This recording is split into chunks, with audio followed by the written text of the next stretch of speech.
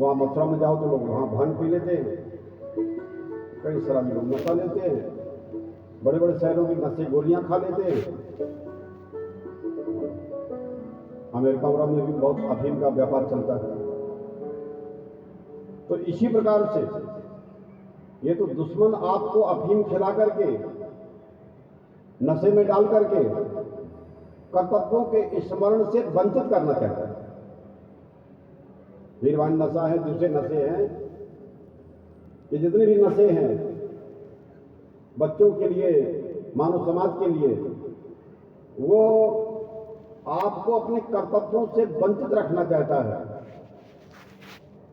और बड़े बड़े संपन्न देशों में लोग दूसरों को मार करके भी छठ मनाने का मजा लेते हैं, ऐसा भी करते हैं बड़े बड़े देशों में। इतनी गने घर घर वहां पर हिंसा करके सुखी होना चाहते हैं लोग, शराब पी के सुखी रहना चाहते हैं। तो सुखी होने का ये तरीका नहीं है, भागवत में वर्णन है। आइए हम ईश्वर के पास ले चले जहां सुखी सुख है, सुख स्वरूप है। और लोभ के चक्कर में जो फंसे हैं, दुकान नहीं छूटती, काम के चक्कर में फंसे हैं, भोग नहीं छूटता, और क्रोध के चक्कर में है तो हिंसा नहीं छूटती, और मोह के चक्कर में है, जिससे मोह है उसके लिए कहीं बाहर जाते नहीं। तो इसी प्रकार से थोड़ी देर के लिए दुनिया में जो फंसे हैं, वहां से थोड़ा सा अपने को हटाने की कोशिश करो। और आपका कुछ छूटेगा नहीं, आपका दुकान नहीं छूटेगा, घर नहीं छूटेगा, आपका परिवार नहीं छूटेगा, बनी रहेगी, घर मकान बना रहेगा सब। लेकिन थोड़ी आदत ऐसी डालिए कि जिसमें संसारी संग्रह नहीं है, संसारी भोग नहीं है, संसारी मजबूरी नहीं है, ऐसी जगह मन को ले चलता है। तो दुनिया में करते क्या है? मनोरंजन माने क्या है? आनंद माने क्या होता है? क्या दुनिया अपने आप बदल देते हैं? नहीं। दुनिया की शकल सूरत बदल देते हैं क्या? मिट्टी पानी वही, फैशन बदल गया तो कहते बड़ा मजा गया, रोज रोज नया फैशन, रोज रोज बड़ा नहीं। किंतु दुनिया बदलती नहीं है, उसकी शकल सूरत जो हमारे मन में बसी हुई उसको थोड़ी फेर कर देते हैं।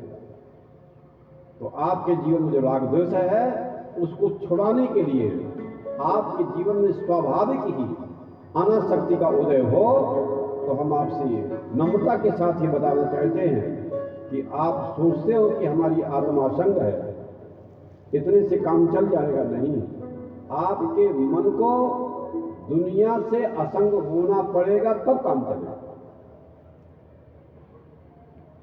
और मन का दुनिया से असंग होना दूसरी चीज है, और आत्मा का दुनिया से असंग होना दूसरी चीज है। तो जो आत्मा दुनिया से असंग है उसकी स्थिति शांत और योग से मिलती है, लेकिन मन दुनिया से असंग है, इसलिए मन को यह शक्ति भक्ति से मिलती है।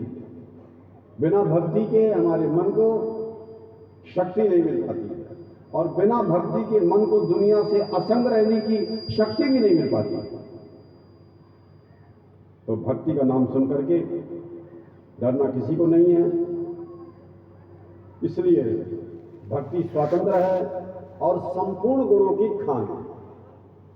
इसलिए भगवान की लीला में देखिए, आपको भगवान की कृष्ण लीला में ले चल रहे हैं, यमुना बह रही है मंद मंद गति से,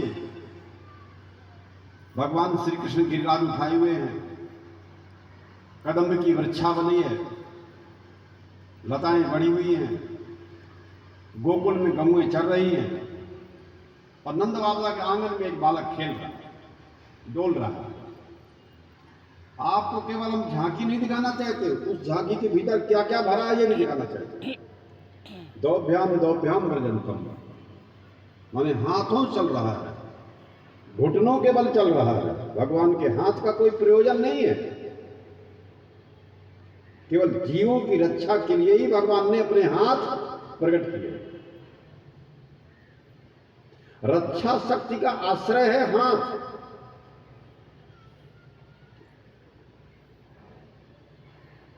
भगवान की भुजा क्या है? छत्री है। छत्री माने रक्षा शक्ति। तो भगवान ने अपनी भुजा क्यों प्रकट की? लोगों की रक्षा करने के लिए। तो हमारे हाथ जो हैं ये सबकी रक्षा करने के लिए। हमारे तुम्हारे जितने हाथ हैं, रक्षा तो हाथ से ही होगी ना। तो सबको अपनी रक्षा करना है और दूसरों की भी रक्षा करना है, अपने परिवार की भी रक्षा करना है। लोगों की रक्षा करने के लिए भगवान ब्रजंतम, भागवत में है, भगवान घुटनों के बल चल रहे हैं। भागवत में लिखा भगवान कैसे चल रहे हैं?